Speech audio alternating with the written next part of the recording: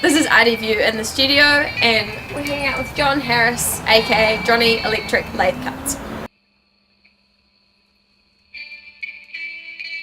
So, can you kind of run me through step by step how you, what the production line is? First, I buy big sheets of polycarbonate, and then I cut them up into squares, and then I drill a hole through the centre, and then I have a rig that I sit them on and spin them to get them into a kind of circular shape.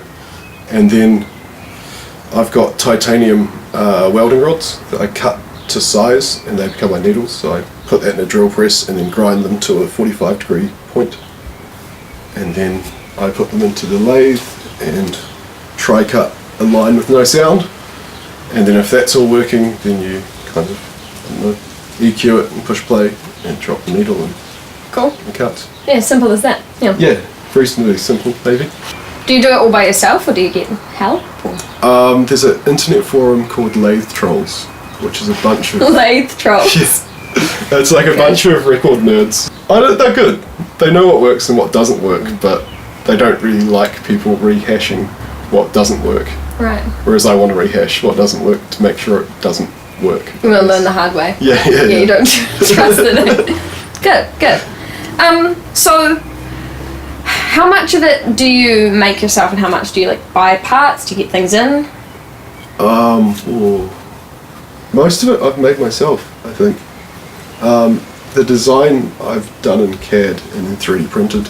So it's all done in SolidWorks. My original intention was because I was trying to kind of 3D print a record lathe, but I couldn't find anyone that supplied the files for that.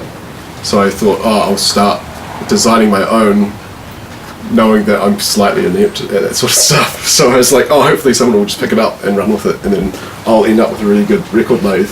Or just and someone else will do all the work. But start doing some really bad 3D printing designs, show it to the lathe trolls. Yeah, and then hopefully they'll correct it. Yeah. But it turns out I've got a thread on Lathe Trolls that I post into, but no one really replies except to say that's not going to work, or you should do this. But it's helpful. Originally I intended this to be open source, but the kind of physics and things you need for it gets really complicated.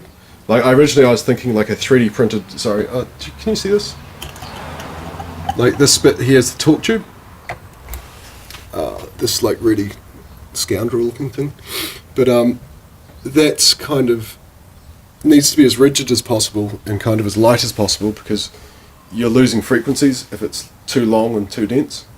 So with 3D printed ones, while they're very light and they can be rigid, the vibrations don't travel very well through a stacked plastic 3D printed thing. So I've ended up building this out of a brass screw that I kind of turned on the drill press and then tapped out, and it's not very handsome, but it kind of does the trick.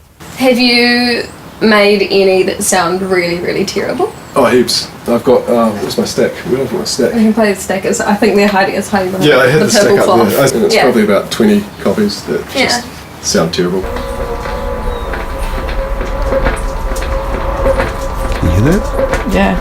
That's the first sound I ever got out of it. Whoa. So what kind of things are happening when it sounds really bad? What things are you fixing and working on? A lot of it's, with this particular one, a lot of it's in the pulley system. I'm pushing the needle in with a stepper motor, which it's very precise, so it's good for timing, but it's quite juttery, and it's not like a DC motor. So I'm kind of looking at ways to gear down that for a smoother kind of roll, or just going to a DC motor and sorting out a motor control. And what kind of music are you putting on them? Everything and anything. It's just, at the moment, it's just testing stuff. Old-timey music sounds really good. Is it because people are used to it sounding a little crackly? I think a little bit that way. Luke Wood has got me doing I'm doing some test cuts for Luke Wood to see if he's happy with them. Just kind of anything that comes by, really. How do you think the lathe cut records improve the sound of music, you think? They certainly have their own sound to it. I mean, my intention with this is to kind of, since I think going for hi-fi sound is a bit out of my depth, I'm kind of looking for a definitive sound that's specific to this lathe.